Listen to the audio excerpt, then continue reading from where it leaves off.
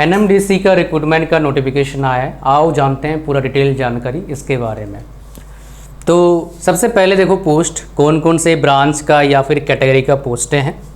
तो सबसे ज़्यादा पोस्ट बोल सकते हो मैकेनिकल में है, इलेक्ट्रिकल में भी अच्छा पोस्ट है और माइनिंग में सबसे बढ़िया पोस्ट है, मतलब मैकेनिकल, इलेक्ट्रिकल एंड माइनिंग, ठीक है। बाकी में सिविल में, केमिकल में कम पोस्टें हैं। क्वालिफिकेशन देखते हैं सीधा माइनिंग का। माइनिंग में क्या क्वालिफिकेशन चाहिए? 3 years diploma in mining from दस ये तो सिंपल है। और डिग्री मतलब बीटेक या डिप्लोमा एलिजिबल है with second class mines manager certificate of competency to open cast metalliferous mine. मतलब क्या है, एक्सपीरियंस मांगा है दोनों केस में। मिनिमम कितना एक्सपीरियंस मांगा है? 5 years का एक्सपीरियंस, तब आप एलिजिबल हैं। सर्वे में क्या है? Minimum 5 years। केमिकल में क्या बोला है? एमएससी केमिस्ट्री और degree in chemical engineering, but इसमें कोई भी एक्सपीरियंस नहीं मांगा है। सिविल में क्या बोला है? 3 years डिप्लोमा या डिग्री होना चाहिए एंड मिनिमम 5 years का एक्सपीरियंस होना चाहिए और इन चीज़ों में एक्सपीरियंस होना चाहिए जो यहाँ पर बता रखा है। इलेक्ट्रिकल डिसिप्लिन में वही 3 years डिप्लोमा एंड यहाँ पर डिग्री भी बोला है और मिनिमम 5 years एक्सपीरियंस। और किस में एक्सपीरियंस होना चाहिए ये यहाँ पर डिटेल आपके सामने बता रखा है।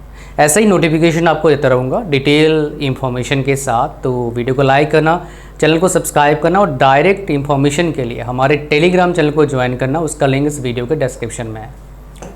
इंडस्ट्रियल इंजीनियरिंग, तो कोई अगर डिग्री है इंडस्ट्रियल में, उसके बाद degree in mining, mechanical, production, उसके बाद पीजी डिग्री है डिप्लोमा इंडस्ट्रियल इंजीनियरिंग।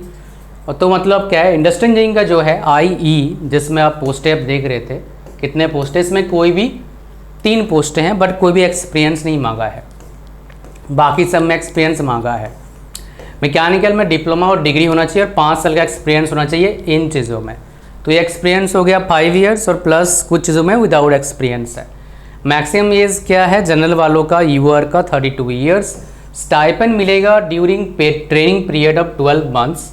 सो पहले 6 month, फर्स्ट 12 months कितना? 37,000। और डिग्री होल्डर का 12 महीना लगेगा आपका ट्रेनिंग पीरियड, डिप्लोमा का 18 months और 6 month जो रिमेनिंग रहेगा 38,000 आपको मिलेगा पर मंथ। तो अगर कोई डिप्लोमा होल्डर है तो उसके लिए अच्छा सैलरी है, ख़राब नहीं है।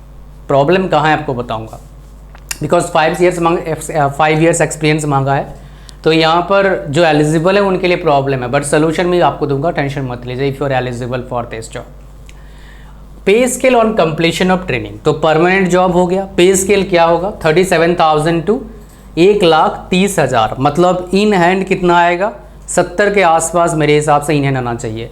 सब कुछ HRA बेसिक पर वो भी जो आता है, फिर परसेंटेज DAP ये सब मिला के आपका TA जितना भी लगता है वो सब मिला के आपका 70 के आसपास सैलरी होना चाहिए। ओके, अब यहाँ पर कैटेगरी वाइज सीट का बोल रखा है, क्या कितने कैटेगरी, कौन से कैटेगरी में कितना सीट्स है। तो ये माइनिंग का देख लो, ये हो गया आपका इलेक्ट्रिकल का, ये हो गया मैकेनिकल का। इंडस्ट्रियल इंजीनियरिंग में OBC का 1 है और UR का 2 है। केमिकल में UR का सिर्फ 1 पोस्ट है, उसके हिसाब से, इसके हिसाब से जो मैंने आपको बताया। एलिजिबल कैंडिडेट्स अप्लाई करना है आपको लास्ट, मतलब 21/10 से लेके 10/11/2024 तक अप्लाई कर सकते हैं। ओके, नेक्स्ट कहाँ अप्लाई करेंगे? nmdc.co.in पर जाके अप्लाई करना। कितने रुपया आपका लगेगा भैया? 250 रुपया लगेगा। अब बोले कोई फाइनल ईयर में ऐसा मैं अप्लाई कर सकता हूँ क्या? नहीं, आप अप्लाई नहीं कर सकते, लेकिन आपके लिए बहुत सारे जॉब्स लाऊंगा मैं इसी यूट्यूब चैनल पर, don't worry regarding that. Channel को सब्सक्राइब करना, आपको मिलता रहेगा। मोड ऑफ सिलेक्शन क्या होने वाला है, दिस इज़ रियली इंपॉर्टेंट। तो उसके लिए क्या होता है, 2 इसके पास ऑप्शन है। एक हो गया कंप्यूटर बेस्ड टेस्ट, एक क्या है आपको बताऊंगा, एंड सुपरवाइजरी स्किल टेस्ट, मतलब फिर स्किल टेस्ट होगा। After clearing this test skill test होने वाला है। तो सवाल आता है CVT में 100 मार्क्स में आएगा क्या, बिकॉज यहाँ पर कुछ ऐसे डिटेल तो बताया नहीं उन्होंने।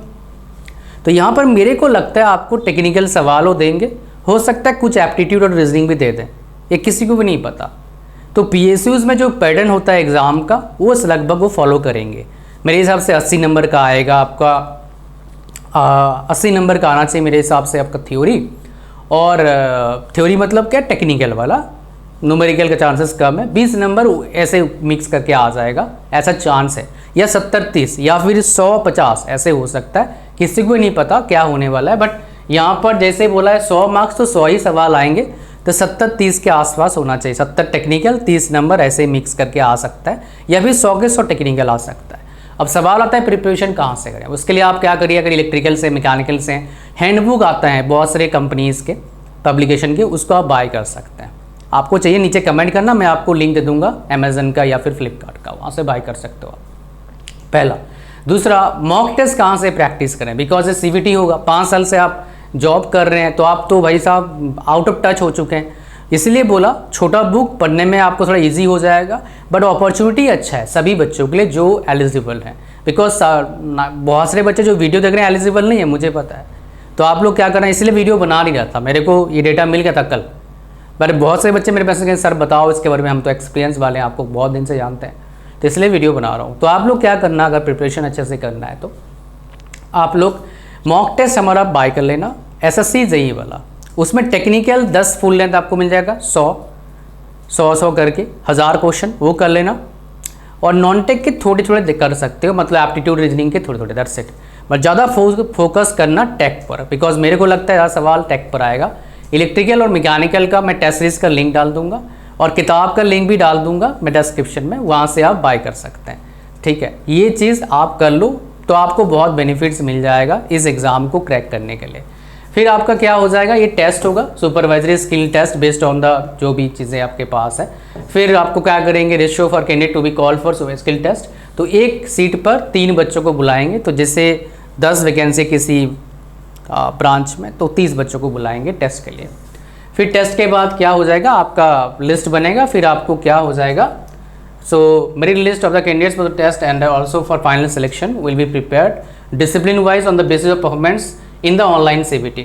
ठीक है, तो ऑनलाइन CBT के बेस पर क्या हो जाएगा, ये सब होगा। और सुपरवाइजरी टेस्ट क्या हो जाएगा, बेसिकली आपका ये बोल सकते हो क्वालिफाइंग नेचर का होगा, पास करना है आपको। तो जो यूआर वाले हैं, EWS वाले हैं 40%, OBC वालों का 37%, SC ST PWD वालों का 30%। ठीक है, ये कहानी आपका इस पूरा नोटिफिकेशन का। होपफुली आपको पूरा नॉलेज मिल गया इस नोटिफिकेशन के बारे में, एंड और कोई जानकारी मेरे साथ आपको नहीं चाहिए। ठीक है, तो ये था पूरा सैलरी वैलरी सब कुछ बता दिया मैंने, प्रिपरेशन स्ट्रेटेजी आपको बता दिया।